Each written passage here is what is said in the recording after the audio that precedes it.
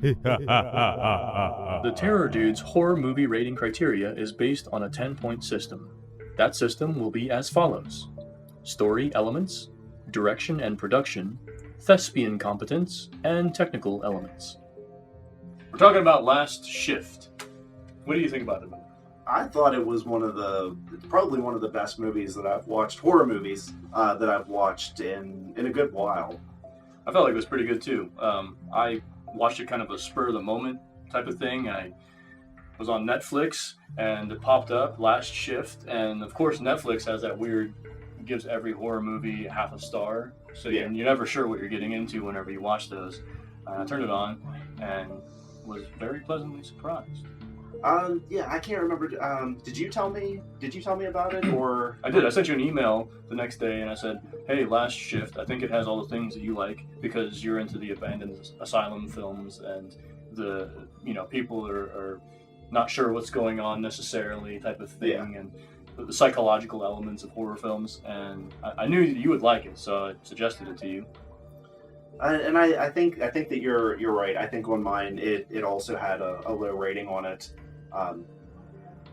Because Netflix rating system sucks. It's very odd, for sure. I just watched a movie on Netflix. It was kind of like a mainstream horror film with Nicolas Cage, and it was terrible. But the Netflix rating on it was like 3.5 stars or something like that. And there are plenty of like low budget horror films that Netflix gives half a star for some reason, even though I overrate everything on Netflix, in the horror genre. If I like it at all, I overrate it. If it's not 5 stars, it's getting 5 stars because I want Netflix to tell me those types of movies. But it never works because every one of those films, if you look at the horror genre, it's always 1 star, 1.5 stars, and so you just have to try it and see what happens.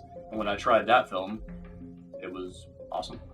A rookie cop, Jessica Lauren, is assigned her first shift, babysitting a soon-to-be-abandoned police station on the final night of her department's transition to a new building. She's ordered not to leave the station and to greet a hazmat crew that will collect biomedical evidence from storage for transport to the department's new location. Lucky for her and for us, it's the cat-eye shift she's working, she's all alone, and the building has a dark history. Overall, we give The Last Shift 9 out of 10 points, right? Yeah. 9 out of 10 points? 9 out of 10. 9 out of 10 points. The reason we give it 9 out of 10 points is because, based on our rating system, we think it's pretty awesome. How did you feel about the story, the script elements? The script elements, there's a lot of cliches. It's a horror movie, obviously. It's an abandoned building, haunted house type of movie. It also has elements of devil worship in it as well, and all of the genres that it covers all of them well. But all of those conventions are kind of honored in an homage kind of way, but it goes off to blaze its own trail also. All right, so the character in The Last Shift, did you like the protagonist, the main character? Yeah, I thought she acted like a real person. Which is a big thing. The characters have reactions to situations that make sense and that real people would do in real life. I agree. For the most part, I agree. Did you feel like there was anything that didn't make sense, script-wise or story-wise, or in terms of the logical decisions that the characters make in the film? I didn't think that there was anything like that. I know you do, and I have a rebuttal for that, so just go ahead with your scene that you didn't like. Okay, the one of the scenes that Constantine likes is a scene where she's trapped in a room, and there's a flashlight rolling around on the ground. The way she gets trapped in that room, I have an issue with. It's done many times in horror films. The protagonist, who's a police officer, goes into a cell and walks straight in without keeping any awareness of her exit. And since she doesn't keep any awareness of her exit, then the door shuts on her, of course. We knew it was coming. She walked in, and I said when she walked in, don't walk in that far because the door's gonna shut, and some creepy stuff happened, that was traumatizing, I think. Yeah. Okay. So my rebuttal for why it makes sense that she reacted in that way. As we said, rookie cop.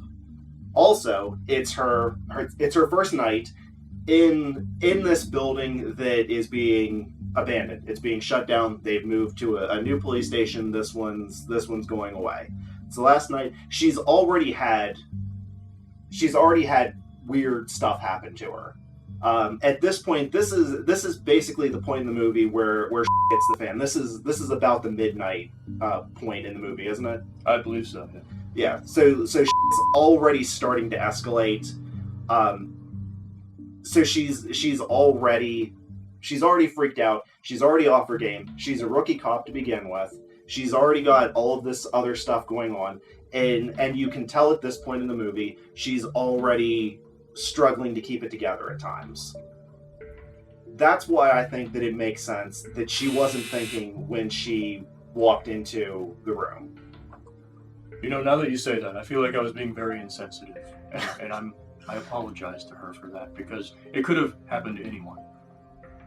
Except for a trained cop, who should know better when you're walking into a jail cell with a potentially crazed inmate who could, be a demon. Okay, on that end of it, if this is you and you're a rational person and you're a trained cop, like you said, even as a rookie cop, or even with the stuff that's already happened at this point, are you going to be thinking that there are demon cultists in this room, or are you going to be thinking that there's just a little bit off-kilter homeless person in the holding cell? I feel like, and of course now we're splitting hairs, I just have a problem with this particular scene because it's done many times in horror films where the protagonist is, why are they going to that shed?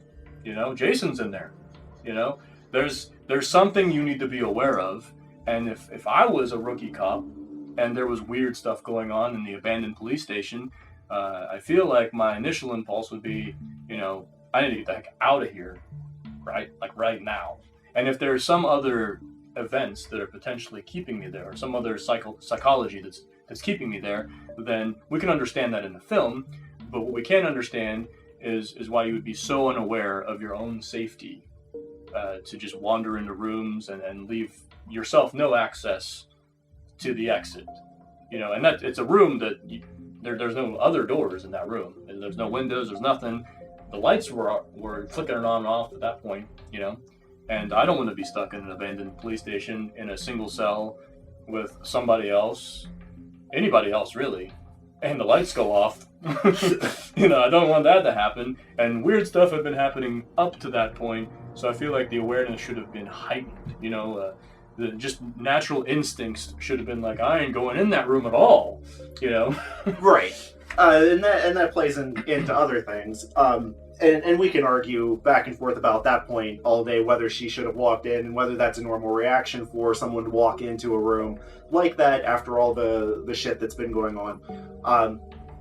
But the final point of it is that's the reason that for this category, it lost half a point for one scene. Correct, and that's because it's a debatable thing. You could argue character psychology, and obviously, because we're all alive, we know that there are stupid people out there that will do silly things. But I didn't get the sense that this protagonist was stupid. I didn't think that she was. So I felt like that was a logical misstep in the writing of her character.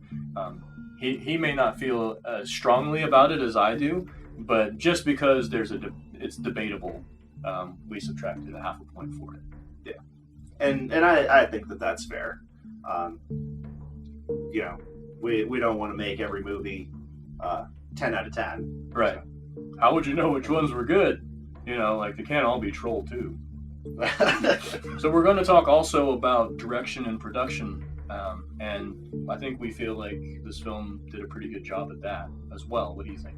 it did a pretty good job for. Oh no, I don't know the details of what kind of budget this was. I don't think it was a high budget film. Obviously, it was more of an independent production, smaller budget.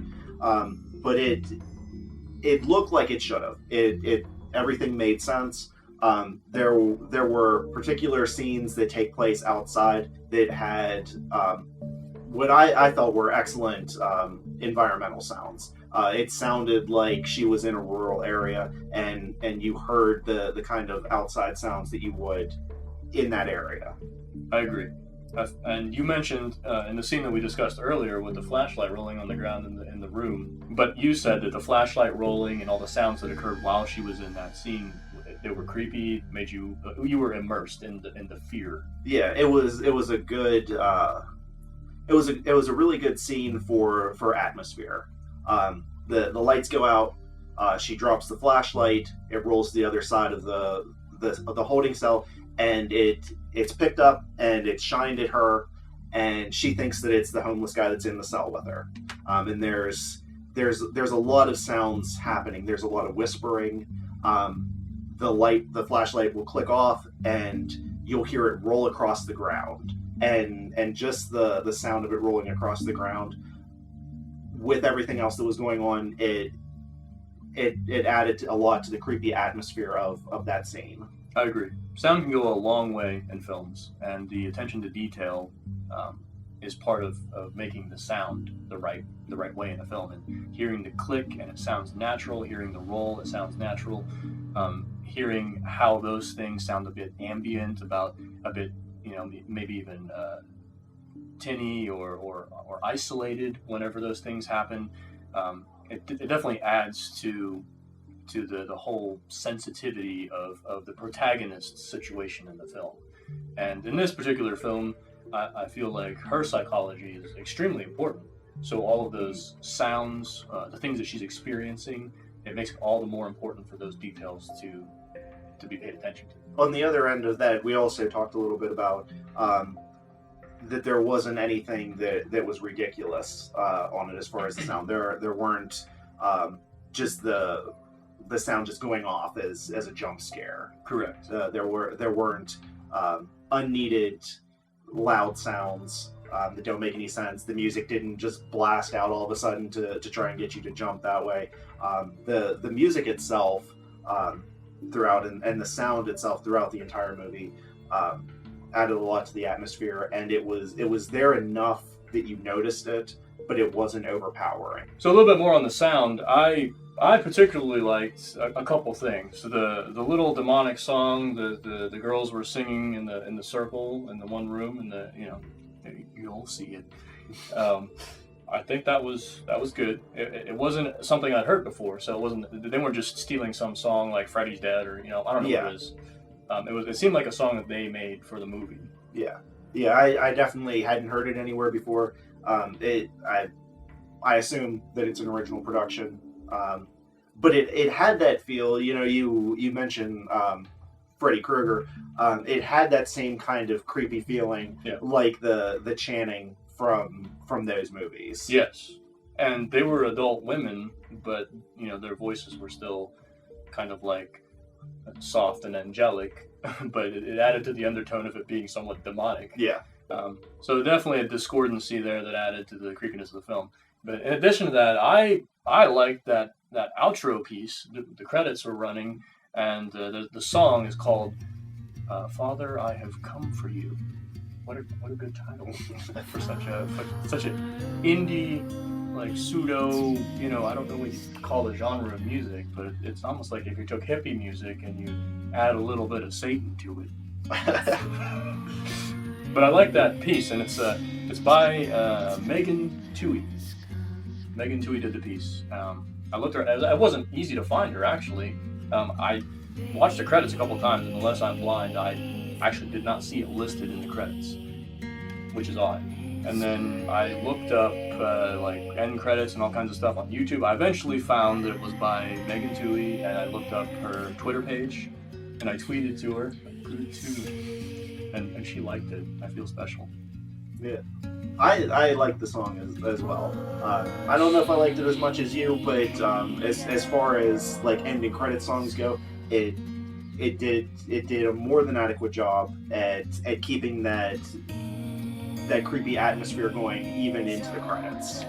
So for the direction and production, we gave it a 1.5 out of 2 because 2 would be phenomenal. Perfect. Yeah. Perfect, right? Amazing. We don't want to just Can't get any better. When we're handing out 10 out of 10s to everyone, I mean, you can take a 9, right? I mean, yeah. So 1.5. 1.5. 1.5. How do you feel about the thespian competence, I like to call it? You like that? Thespian? I like that. I figured, like, it would be boring to just call it acting. Yeah. But the acting was good. The acting was at least adequate. I'm not going to claim to be able to tell an outstanding actress or actor from one that's just good, but I can definitely think of some movies that I've seen that have really, really bad acting in it. This was good. Yeah, like we can't, like I said before, we can't all be Troll 2, you know, like you can't just be at that level of excellence all the time.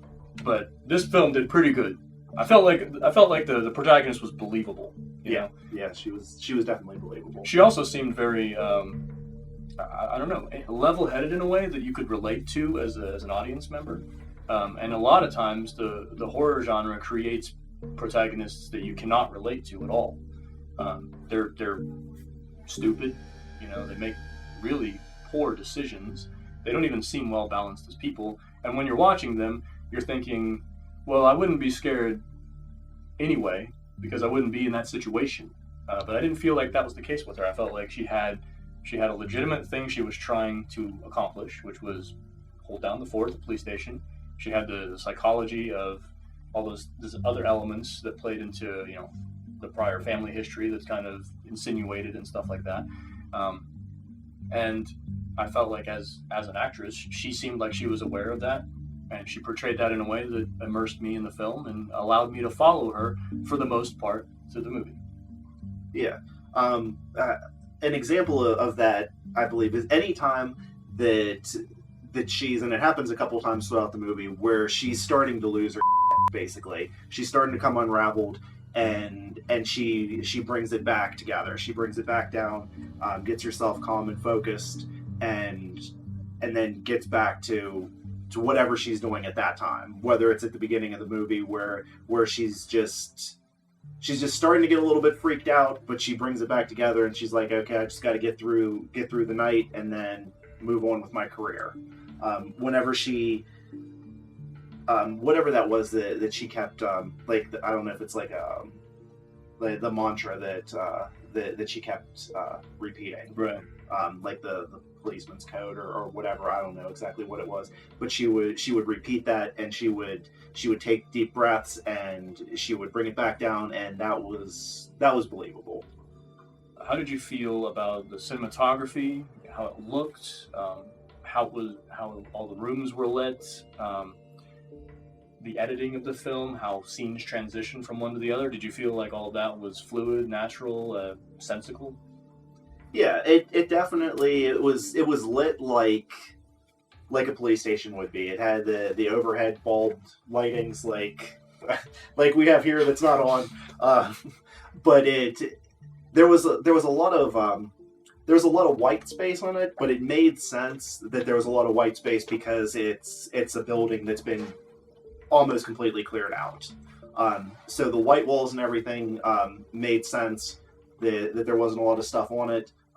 The lighting looked natural. I agree. I feel like the lighting was good. The way the building looked was great. The building was a great ambient, you know, contributor to the film. The setting in these types of films is extremely important. You have the abandoned asylum or the haunted house or whatever, and the way the house looks or the way it feels, you know, when you go through the corridors of an abandoned asylum or anything like that, that all really contributes to what the character may be dealing with. And if she's going down a hallway or something and you're thinking to yourself, I wouldn't want to be there in the daytime, then, you know, you got a good location. And I think the white walls, it just contributes to what we talked about earlier, where the film seems to be aware of its prior trailblazers in genres. Yeah. And the white walls are kind of associated with insanity, with asylums and that kind of thing. And there's definitely some craziness going on in the film. And so I think that added, that was an immediate archetype for us as the viewer to observe that, and then we automatically identify with it.